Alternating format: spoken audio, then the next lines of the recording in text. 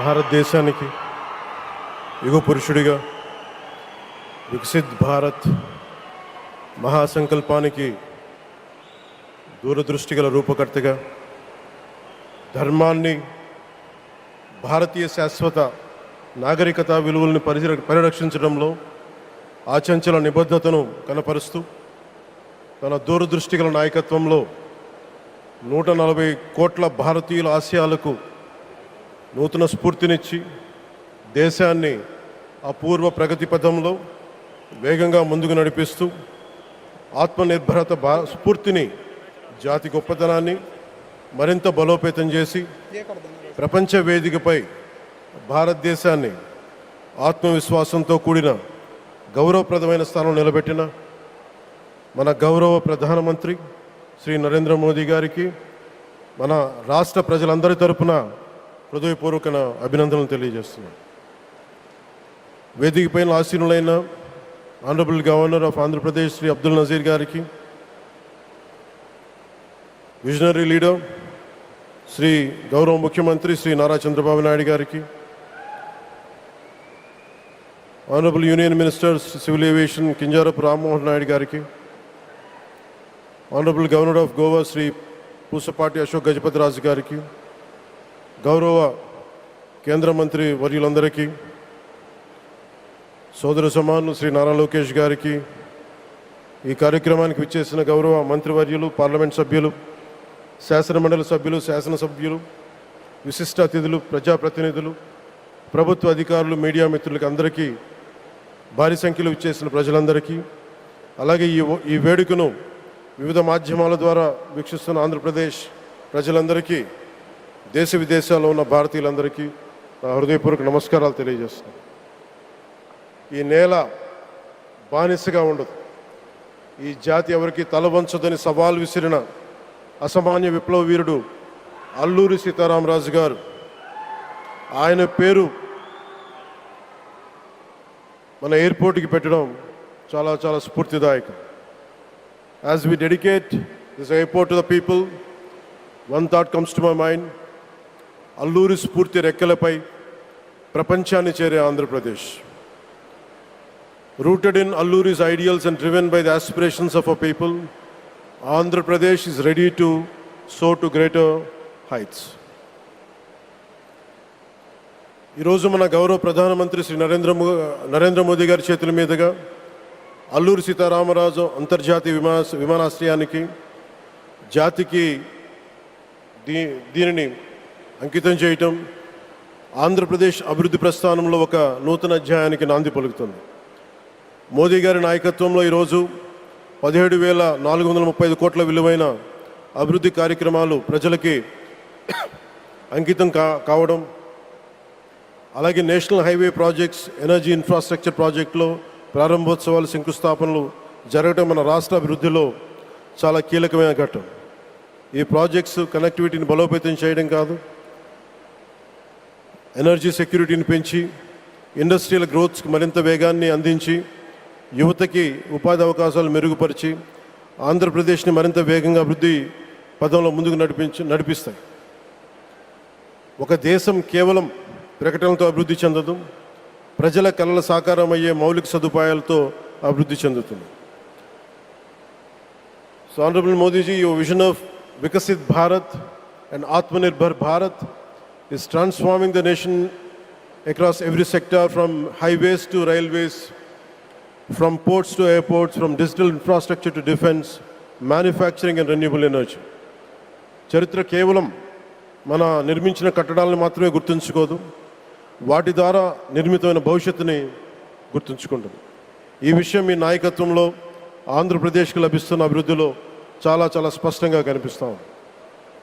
ఇదివరకే విశాఖపట్నంలో 2 లక్షల కోట్ల పైగా పెట్టుబడులు, అందులో ఎన్టీపీసీ గ్రీన్ హైడ్రోజన్ హబ్, జాతీయ రహదారులు, రైల్వే ప్రాజెక్టులు, అలాగే అమరావతి కోసం 50,000 కోట్ల పెట్టుబడులు, రాయలసీమ అభివృద్ధికి 13,400 కోట్ల ప్రాజెక్టులు మన రాష్ట్ర అభివృద్ధికి బలమైన పునాది వేస్తున్నాయి.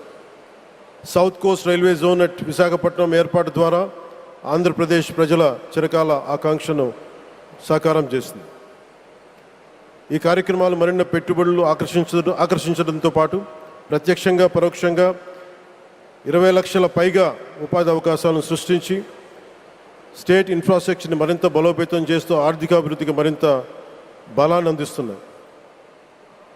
అలాగే గౌరవ చంద్రబాబు నాయుడు గారి నాయకత్వంలో, ఆయన మార్గదర్శకత్వంలో, వారి నాయకత్వంలో ఆంధ్రప్రదేశ్ దేశంలోని అగ్రగామి రాష్ట్రంగా అవతరిస్తూ ఉంది.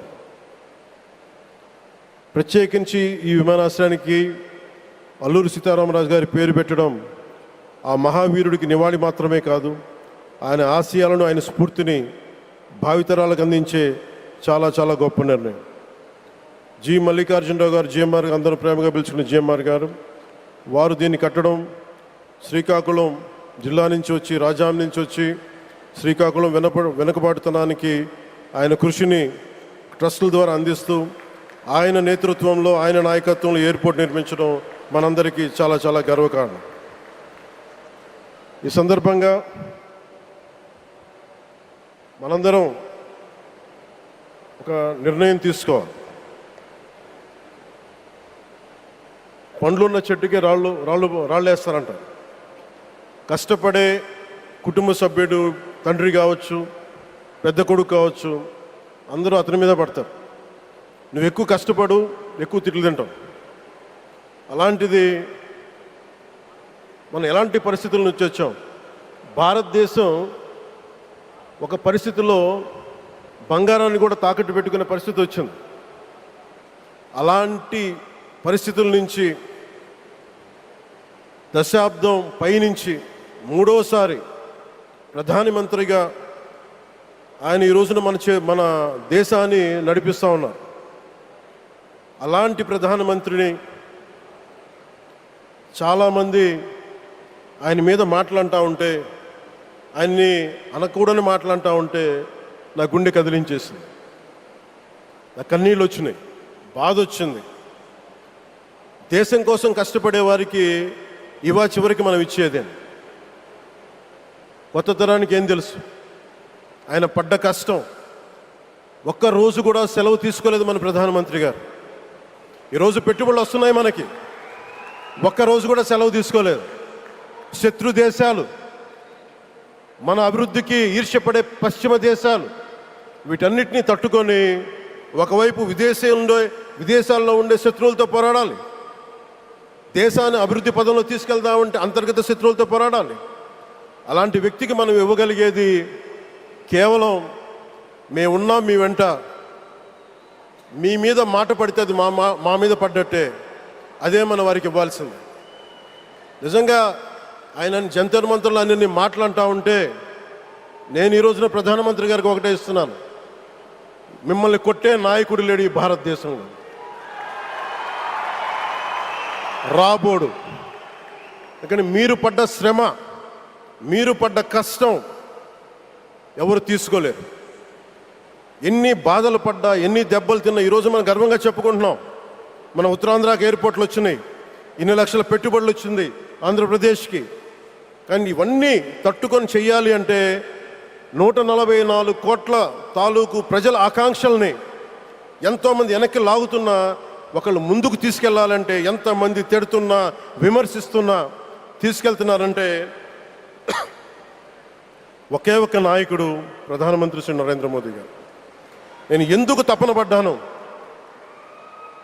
నేను అలయన్స్ కోసం ఎందుకు తపన పడ్డాను, మీ నాయకత్వం మాకు కావాలి ఎందుకు తపన పడ్డానంటే, ఈరోజు ఎయిర్పోర్ట్ ఆపేశారు. ఒక చిన్నపాటి ఎర్ర బస్సు కూడా రాని చోట ఎయిర్పోర్ట్ అవసరం లేదన్న వ్యక్తులకి సమాధానం ఇదే.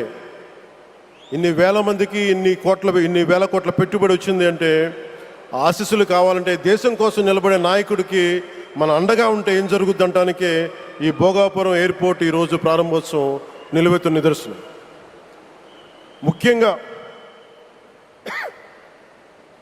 25 సంవత్సరాలు లోబడి ఉన్న పిల్లలున్న ప్రతి ఒక్కరికి కూడా నేను ఈ సందర్భంగా తెలియజేస్తున్నాను, పిల్లల్ని సరైన దారిలో పెట్టడం, సరైన సంస్కారాలు నేర్పించడం చాలా చాలా అవసరం. ఈరోజు పొద్దున్నే ప్రధానమంత్రి గారి స్టేట్మెంట్ చూశాను. ఆయన తిట్టిన ఎన్ని దూషించారో వారిని కూడా పెద్ద మనసుతోటి క్షమించారు ఆయన. అలాంటి ప్రధానమంత్రి గారికి మీ పాదాలకు నేను నమస్కారం తెలియజేస్తున్నాను. నిజంగా మీ ఉన్నతి, మీ ఔన్నత్యం ఈరోజు చాలా చాలా స్ఫూర్తిదాయకం.